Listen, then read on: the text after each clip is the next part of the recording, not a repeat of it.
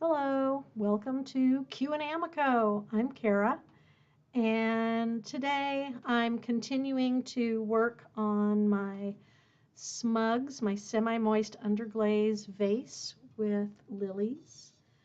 Um, sorry, lotus, lotus lilies. So, and I also have some questions that have been asked this week, but I would love to answer your questions live. So, um, say hi in the chat and let me know if you have questions.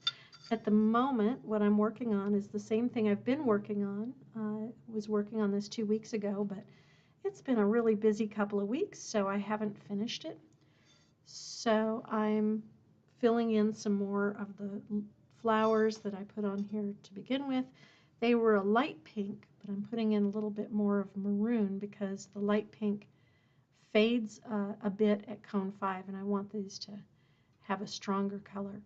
So I'm going to switch to the over with selfie so you can see what I'm doing. And I'll let you guys join in. Good morning, Neela. And so I have kind of an undercoat of the light pink going on here, and I'm going to kind of fill in with some maroon to give it some depth, so that it'll be a little darker. Because like I said, the pinks tend to fade a little bit at cone 5. Those pink colorants are very different. They're different oxides, different materials than what you see in red. I know it seems like the pinks should just be light, red and white, but they're actually a very different colorant, and that colorant has a hard time lasting all the way up to higher temperatures. So I'm going to go with a little bit darker. If you want to have really durable reds, you can use red mixed with white. So like if you're using the velvet underglazes, you can use radiant red or bright red mixed with white. But keep in mind that those are very warm reds, so you'll get pinks that are on the warmer end, kind of like they'll be more corally or more salmon. Hi, Susan. And Arden, I love these too. And the lighter colors seem to fade more. They just all fade a little bit. So the lighter colors tend to fade out a little bit more just because they're lighter to begin with. Some of the colors hold up really strongly, especially blues and reds. But some of the pinks, it just depends on the chemistry. It's not really like lighter colors fade, darker colors don't. It's more like what is the chemistry of that particular color, and that makes a bigger difference. So like greens, especially dark greens, stand up really well because of what is in them. Yeah, I love the smugs. You guys hear that all the time. I just love the smugs. They are so much fun to use. We've seen these questions from Arden Cats. Yes. What cone do I suggest for smug pink? I've taken the pink up to cone 5. Here it is at cone 5. This is the pink. And you can see it gets kind of a warmer tone. So what I'm going with is rose over here, which it holds up a little bit better. And this is at cone 5. So I would say cone 5 is pretty much the upper limit for those, for the pinks. The reds will go to cone 10, so keep that in mind. So this I was working on 2 weeks ago, and I also used some of the chalks on it. So I've got chalks here again, so that I could kind of do a combination thing, because it seems like, all of our pieces, we use one or the other in our sample pieces because we're trying to show one or the other, either the smugs or the chalks. We don't have a lot that show both at the same time. So I wanted to do something where I could do both.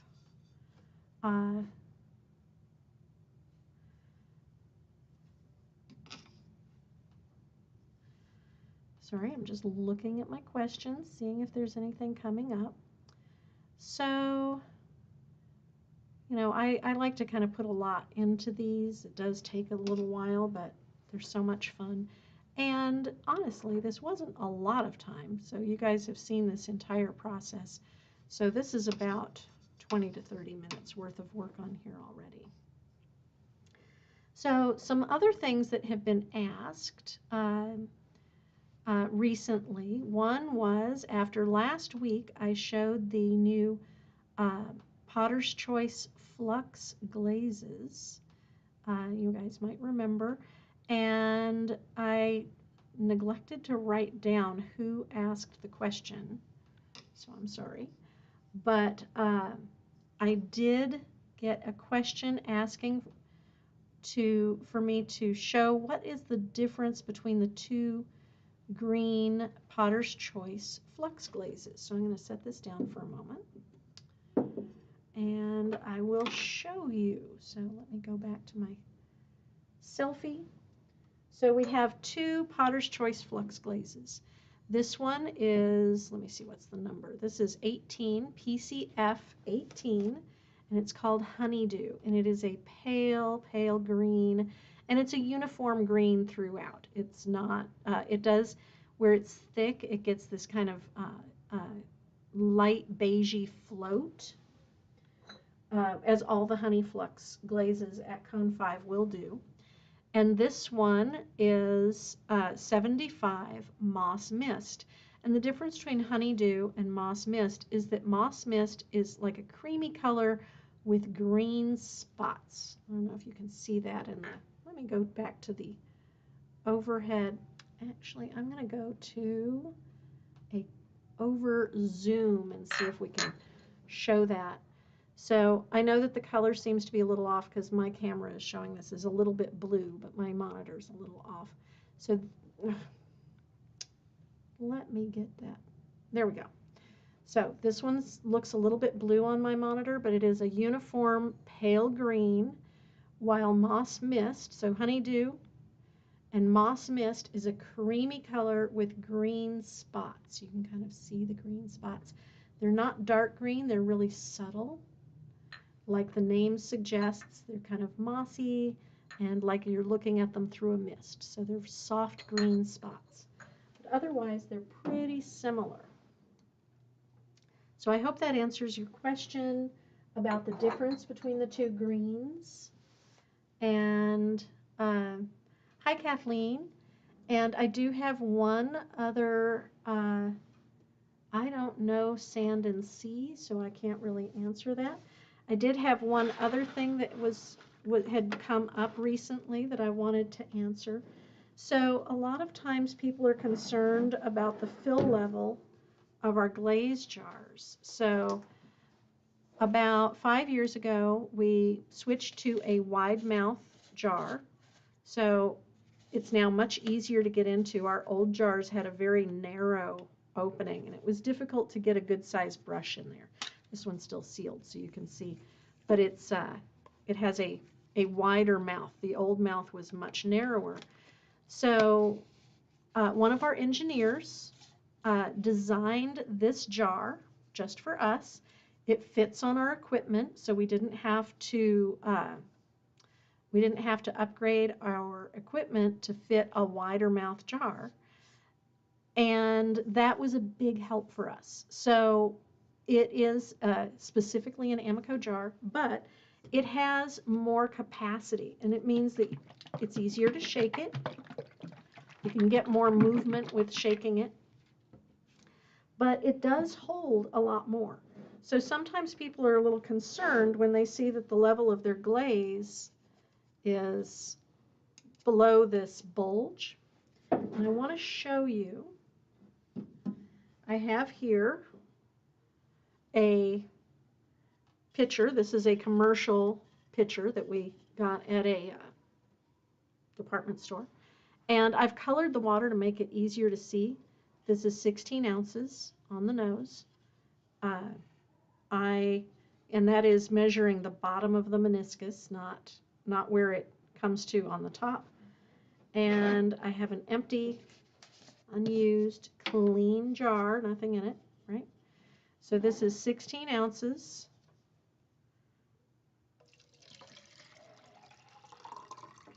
Oh, tiny bit went out. And you can see that 16 ounces comes to below the top of, below the bottom of the bulge. So it's right about here. So that's 16 fluid ounces. And how we fill our jars is by weight. And I know that sounds very strange if we're trying to get 16 ounces in them. But what we're doing is when our lab tests each batch of glaze and measures its specific gravity, and they relay that to the fill line, to the glaze department. And using that specific gravity, they calculate exactly how much each jar of glaze should weigh as it's being filled.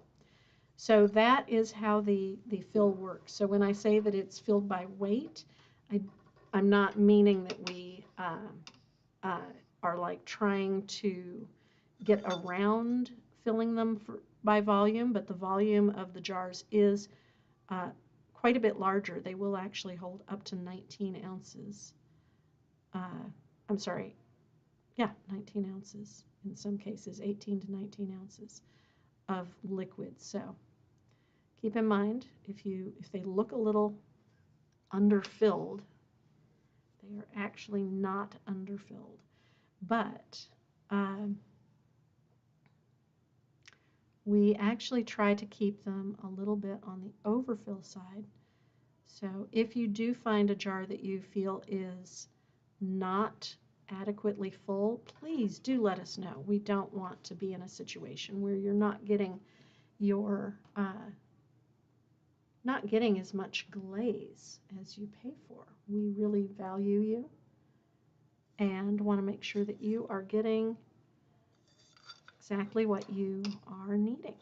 So I'm going to keep painting. If anybody has questions about, you can ask me about smugs, you can ask me about anything else you can think of, and I will keep glazing with my smugs here. They are just so much fun.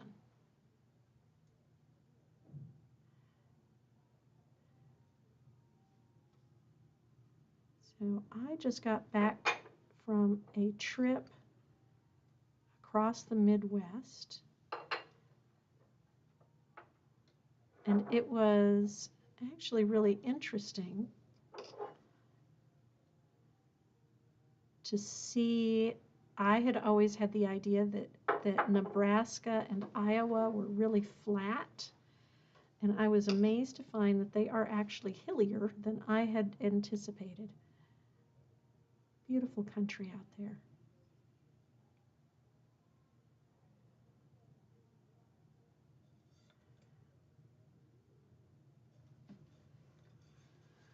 So let's see. This flower needs a little bit more of the maroon.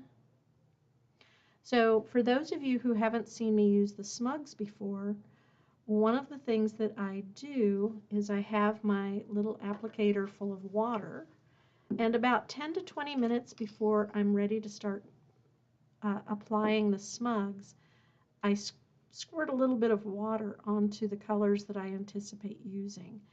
And that way they soften up. Because if you try to just like use your wet brush to lift the underglaze, you'll be scrubbing and you won't get a lot of color. But to get really strong color, I just put a little water on them, let them sit for a few minutes, and they are very, very strong. So that is the best tip for using the smugs, is have some water, put a little bit of water on a few minutes ahead of time. Is there a shelf life for your Potter's Choice glazes, and is it okay to use a glaze that's over a year old? Kathy is asking. And Kathy, we target a shelf life of at least 3 years for all of our glazes, and many of them will last much, much longer. Uh, so a year-old glaze is not a problem. You should not be having difficulties with a 1-year-old glaze. And there's not any problem with trying to use a glaze that's over a year old. The difficulty comes that sometimes glazes that are very old may crawl. So you may have trouble getting them to stay even, or they might peel before you fire them. So what we recommend is if you have a glaze that's trying to crack or peel before it gets into the kiln, add a little bit, just a little bit of distilled water and some gum solution. Now these are for brushing glazes, keep in mind. And that should help. If your glaze is under 3 years old and adding gum solution and distilled water is not helping, please contact our tech support team so that they can help you get it back to a workable consistency. And that is for our brushing glazes. So one of the things is that bacteria growth, which could be introduced by dirty brushes, leaving glazes open too long, or using tap water even, can break down the gum solution that makes glazes brush evenly. And so that's one of the reasons. There's also some materials that that may have difficulty being mixed with water, and those soluble materials can sometimes create issues. We try to avoid using anything that causes those kind of problems, so or use very small amounts or in a form that does not react as much. But it's true that some soluble materials can cause problems in the jar. So.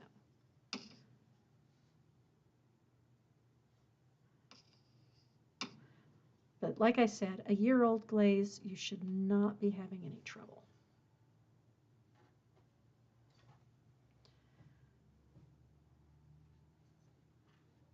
And by a year old, I mean year old from the date that it was mixed, not the date that it was purchased or opened.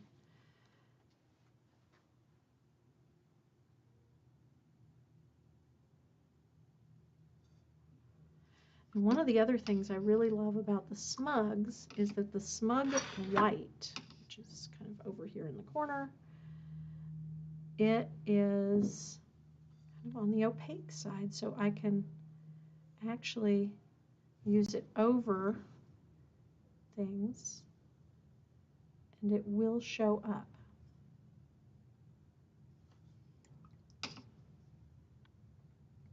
Which of my yellows am I going to, well, here's my orange. I'm going to use that as a base for this center.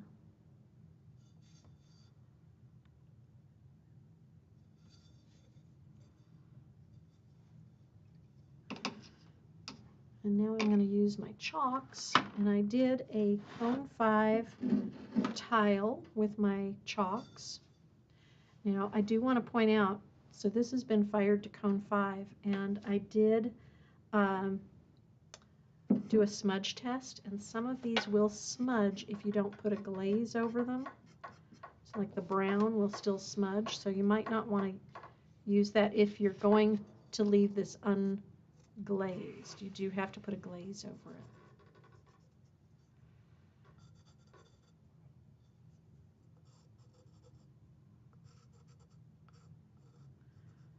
Any questions for me today? I know it's kind of a quiet sort of day. The beginning of May, we've got all kinds of things going on. The weather's still a little odd. By traveling, I missed how there was a hailstorm in Indianapolis that I completely missed, which I was not sad to have missed that.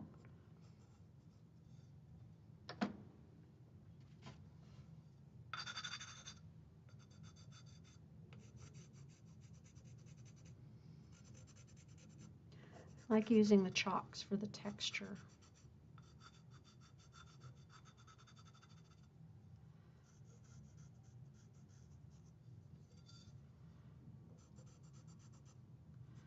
And I am planning on having some guests coming up. Do you have any preferences for people you would like me to invite? They do need to be somebody local. I can't get people to come in from outside of the area at this point. But people within our company or within the Indianapolis area.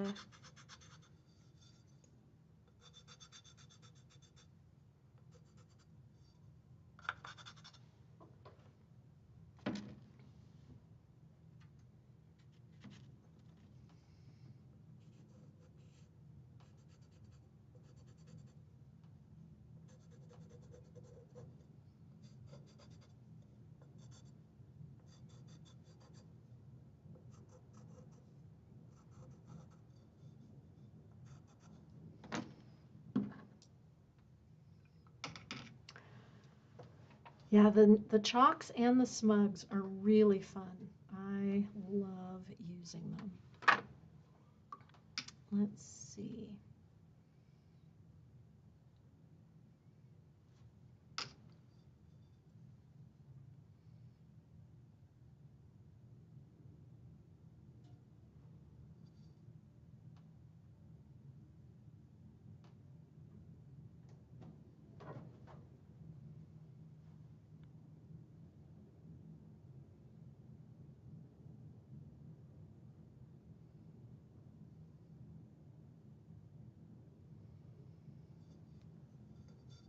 Lots of fun. Oh, I forgot. I was going to use the yellow on the centers.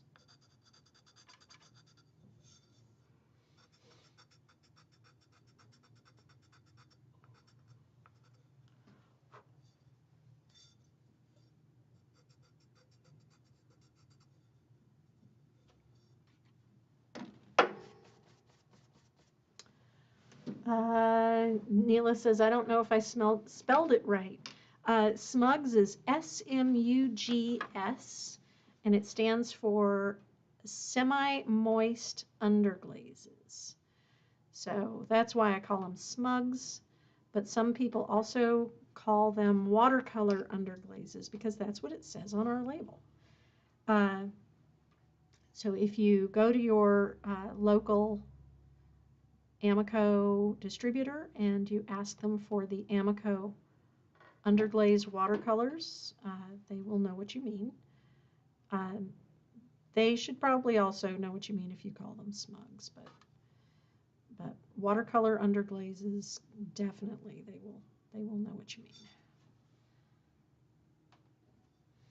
So I think that I am just about done with this, and I'm going to let you all go for today. I will be back next week with glazing with Amaco, and I'll have new things to discuss. I may have some things to answer about the new Potter's Choice fluxes, but I will have new topics. So I hope to see you in another week. Thank you so much. And Neela, you're very welcome. I hope that this helps. So I did want to tell you guys one last thing. I always remember one last thing just as I'm about to sign off. So this tile here, I actually did apply the clear glaze directly over the unfired chalks. It can be done. It's a little unnerving because you're always worried about smudging. So I do usually bisque my smugs and my chalks before I apply a clear glaze, but I decided I wanted to give it a try, and so I just gently patted a thick coat of glaze on there, and it came out just fine. So I won't do it with this one. I'm going to bisque this week, and I'll glaze it, and then I'll let you guys know how it comes out. And I'll see you all next week. Thanks for joining me on my glaze adventures.